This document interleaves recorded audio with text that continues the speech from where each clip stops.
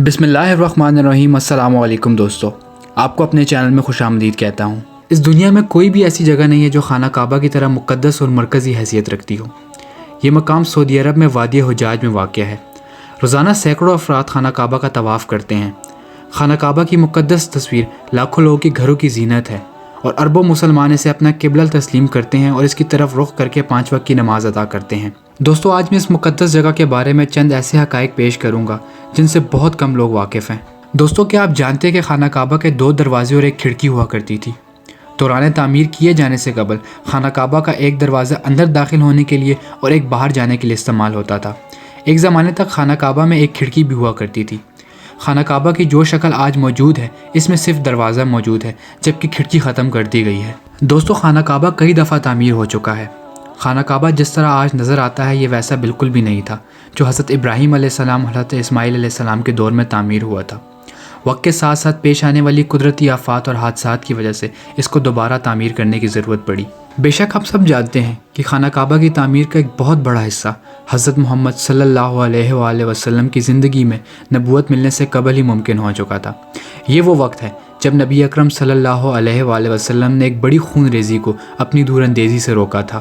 ایک بڑے کپڑے میں حجر اسود کو رکھ کر ہر قبیلے کے سردار سے اٹھوایا تھا۔ اس کے بعد آنے والے وقت میں کئی مرتبہ خانہ کعبہ کی تعمیر ہوتی رہی ہے۔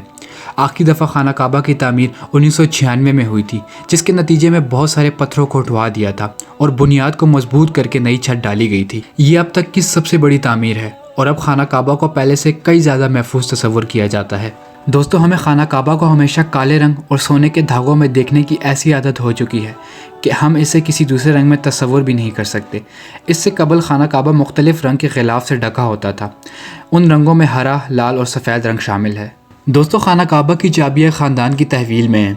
فتح مکہ کے وقت نبی اکرم صلی اللہ علیہ وآلہ وسلم کو خانہ کعبہ کی چابیاں دی گئی، لیکن بجائے اس کے کہ آپ صلی اللہ علیہ وآلہ وسلم یہ چابی اپنے پاس رکھتے، آپ صلی اللہ علیہ وآلہ وسلم نے یہ چابی بنی صحابہ خاندان کے عثمان بن طلحہ کو واپس کر دی۔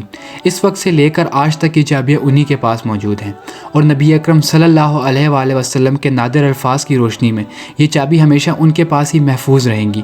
حضور اکرم صلی اللہ علیہ وآلہ وسلم نے ارشاد فرمایا، اے بنی طلحہ، یہ چابیاں روز قیامت تک تیری تحویل میں رہیں گی، سوائے اس کے کہ زور زبردستی غیر اخلاقی طریقے سے چھین لی جائیں۔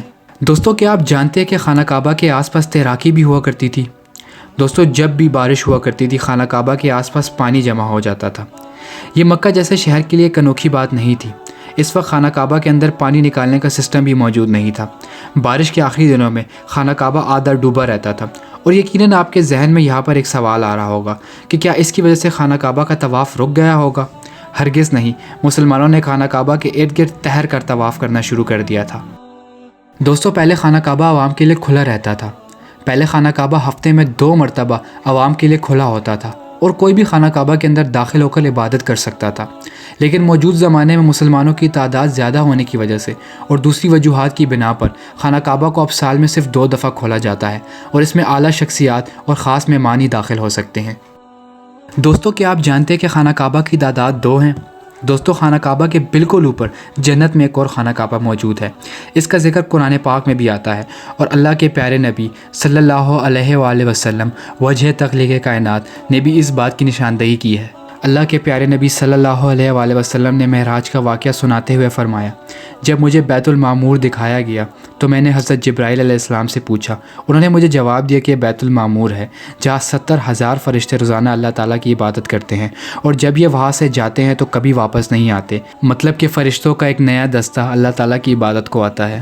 دوستو، اگر آپ کو اس ویڈیو سے کوئی بھی معلومات ملی ہو تو آپ اس چینل کو سبسکرائب کر لیں، اور اگر آپ کو یہ ویڈیو پسند آئی تو اس ویڈیو کو لائک اور کامنٹ باکس میں اپنی قیمتی رائے ضرور دیجیے گا۔ تب تک کے لیے اپنا خیال رکھیے گا۔ اللہ حافظ۔